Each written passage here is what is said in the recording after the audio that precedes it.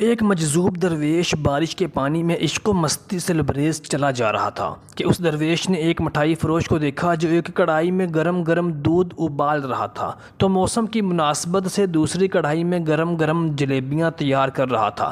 مجذوب کچھ لمحوں کے لیے وہاں رک گیا، شاید بھوک کا احساس تھا یا موسم کا اثر۔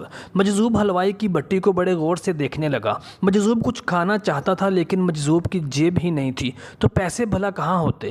مجذوب چند لمحے بھٹی سے ہاتھ سینکنے کے بعد چلا ہی تھا کہ نیک دل حلوائی سے رہا نہ گیا اور ایک گرم پیالہ گرما گرم دودھ اور چند جلیبیاں مجذوب کو پیش کر دیں۔ مجذوب نے گرما گرم جلیبیاں گرما گرم دودھ کے ساتھ نوش کیں اور پھر ہاتھوں کو اوپر کی جانب اٹھا کر حلوائی کو دعا دیتا ہوا آگے چل دیا۔ مجذوب کا پیٹ بھر چکا تھا۔ دنیا کے غموں سے بے پرواہ وہ پھر ایک بار نئے جوش سے بارش کے گدلے پانی کے چھینٹے اڑاتا چلا جا رہا تھا۔ وہ اس بات سے بے خبر تھا کہ ایک نوجوان نوبیاہتا جوڑا بھی بارش کے پانی سے بچتا بچاتا اس کے پیچھے چلا آ رہا ہے۔ یک بارگی اس مجذوب نے بارش کے گدلے پانی میں اس زور سے لات رسید کی کہ پانی اڑتا ہوا سیدھا پیچھے آنے والی نوجوان عورت کے کپڑوں کو بھگو گیا۔ اس نازنین کا قیمتی لباس کیچڑ سے لت پت ہو گیا۔ اس کے ساتھی نوجوان سے یہ بات برداشت نہ ہوئی، لہٰذا وہ آستین چڑھا کے آگے بڑھا اور اس مجذوب کو گریبان سے پکڑ کر کہنے لگا، کیا اندھا ہے؟ تجھے نظر نہیں آتا تیری حرکت کی وجہ سے میری محبوبہ کے کپڑے گیلے ہو چکے ہیں اور کیچڑ سے بھر چکے ہیں۔ مجذوب ہکا بکا سا کھڑا جبکہ اس نوجوان کو مجذوب کا خاموش رہنا گراں گزر رہا تھا۔ عورت نے آگے بڑھ کر نوجوان کے ہاتھوں سے مجذوب کو چھڑوانا بھی چاہا لیکن نوجوان کی آنکھوں سے نکلتی نفرت کی چنگاری دیکھ کر وہ بھی دوبارہ پیچھے کھسکنے پر مجبور ہو گئی۔ راہ چلتے راہ گیر بھی بے حسی سے یہ تمام منظر دیکھ رہے تھے لیکن نوجوان کے غصے کو دیکھ کر کسی میں ہمت نہ ہوئی کہ اسے روک پائے اور بالآخر طاقت کے نشے سے چور اس نوجوان نے ایک زوردار زناٹے دار تھپڑ مجذوب کے چہرے پر جڑ دیا۔ بوڑھا مجذوب تھپڑ کی تاب نہ لا سکا اور لڑکھڑاتا ہوا کیچڑ میں جا پڑا۔ نوجوان نے جب مجذوب کو نیچے گرتے دیکھا تو مسکراتے ہوئے وہاں سے چل دیا۔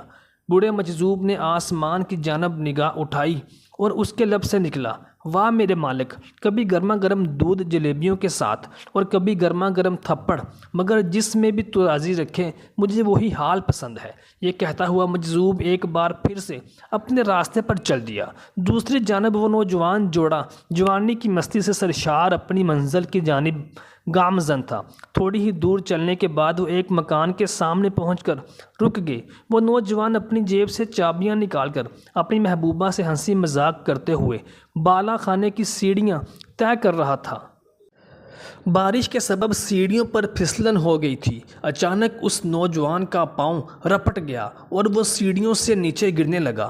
وہ عورت، اس کی محبوبہ، زور زور سے شور مچا کر لوگوں کو اپنی محبوب کی جانب متوجہ کرنے لگی، جس کی وجہ سے کافی لوگ فوراً مدد کے واسطے نوجوان کی جانب لپکے، لیکن بہت دیر ہو چکی تھی۔ نوجوان کا سر پھٹ چکا تھا اور بہت زیادہ خون بہہ جانے کی وجہ سے اس کڑیل نوجوان کی موت واقع ہو چکی تھی۔ کچھ لوگوں نے دور سے آتے مجذوب کو دیکھا تو آپس میں چہمگوئیاں ہونے لگیں کہ ضرور اس مجذوب نے تھپڑ کھا کر اس نوجوان کے لیے بد دعا کی ہوگی، ورنہ ایسے کڑیل نوجوان کا صرف سیڑھیوں سے گر کر مر جانا بڑے اچنبھے کی بات لگتی ہے۔ چند منچلے نوجوانوں نے یہ بات سن کر مجذوب کو گھیر لیا۔ ایک نوجوان کہنے لگا کہ آپ کیسے اللہ والے ہیں جو صرف ایک تھپڑ کی وجہ سے نوجوان کے لیے بد دعا کر بیٹھے۔ یہ اللہ والوں کی روش ہرگز نہیں کہ ذرا سی تکلیف پر بھی صبر نہ کر سکیں۔ وہ مجذوب کہنے لگا، خدا کی قسم میں نے اس نوجوان کے لیے ہرگز بد دعا نہیں کی۔ تبھی مجمع میں سے کوئی پکارا، اگر آپ نے بد دعا نہیں کی تو ایسا کڑیل نوجوان سیڑھیوں سے گر کر کیسے ہلاک ہو گیا؟ تب اس مجذوب نے حاضرین سے ایک انوکھا سوال کیا کہ کوئی اس تمام واقعہ کا عینی گواہ موجود ہے؟ ایک نوجوان نے آگے بڑھ کر کہا، ہاں میں اس تمام واقعہ کا عینی گواہ موجود ہوں۔ مجذوب نے اگلا سوال کیا، میرے قدموں سے جو کیچڑ اچھلی تھی کیا اس نے اس نوجوان کے کپڑوں کو داغدار کیا تھا؟ وہی نوجوان بولا، نہیں، لیکن عورت کے کپڑے ضرور خراب ہوئے تھے۔ مجذوب نے نوجوان کی باہوں کو تھامتے ہوئے پوچھا، پھر اس نوجوان نے مجھے کیوں مارا؟ تو نوجوان کہنے لگا، کیونکہ وہ نوجوان اس عورت کا محبوب تھا اور اس سے یہ برداشت نہیں ہوا کہ کوئی اس کے محبوب کے کپڑوں کو گندا کر دے، اسی لیے اپنی معشوقہ کی جانب سے اس نوجوان نے آپ کو مارا۔